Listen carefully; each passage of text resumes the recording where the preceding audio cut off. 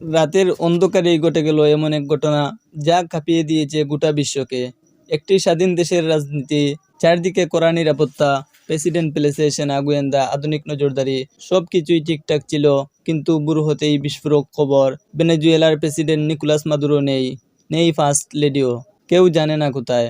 আর ঠিক তখনই বিশ্বকে স্তব্ধ করে দিয়ে একজন মানুষ বুক ফুলিয়ে ঘোষণা দিলেন, মাদুরো আমাদের হেফাজতে। হ্যাঁ, এই দুঃসাহসিক ঘোষণার নায়ক মার্কিন প্রেসিডেন্ট ডোনাল্ড ট্রাম্প। অবিশ্বাস্য কিন্তু সত্য। একটি স্বাধীন সার্বভৌমত্ব দেশের নির্বাচিত প্রেসিডেন্টকে রাতের আঁধারে তুলে নেওয়া হলো। না যুদ্ধ ঘোষণা, না জাতিসংঘের অনুমতি, না আন্তর্জাতিক আইনের তোয়াক্কা। বিশ্ব যেন চোখের সামনে দেখলো, ক্ষমতা থাকলেই আইন লাগে না। কিভাবে ঘটল এই অপারেশন? ভেনেজুয়েলার সরকারি সূত্র বলছে, রাত গভীর হতেই অজ্ঞাত পরিচয়ে বিশেষ বাহিনী প্রেসিডেন্ট প্যালেসে ঢুকে পড়ে।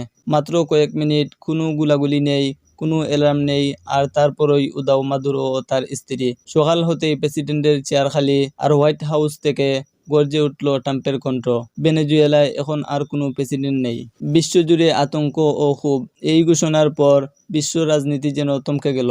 রাশিয়া বলছে এটি রাষ্ট্রীয় অপহরণ, চীন বলছে এটি বিশ্ব ব্যবস্থার উপর সরাসরি হামলা, ইরান বলছে আজ ভেনেজুয়েলা কাল অন্য কেউ।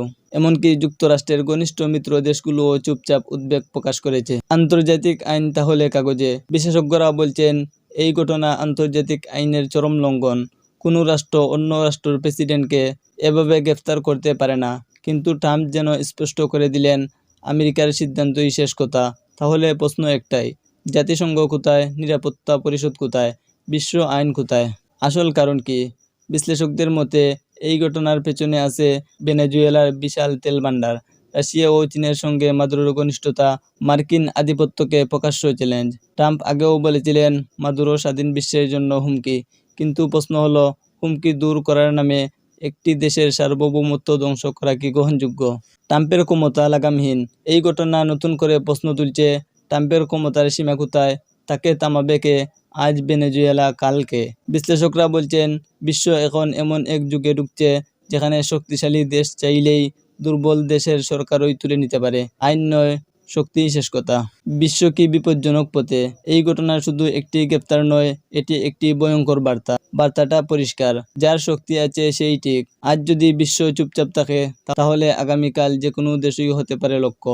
নিকোলাস মাদুরোর গ্রেপ্তার হয়তো ট্রাম্পের কাছে একটি বিজয়, কিন্তু বিশ্বের কাছে এটি এক ভয়াবহ সতর্ক সংকেত। এই ঘটনা চোখে আঙ্গুল দিয়ে দেখিয়ে দিল ডোনাল্ড ট্রাম্প নিজের লক্ষ্য পূরণে কতটা বেপরোয়া হতে পারেন।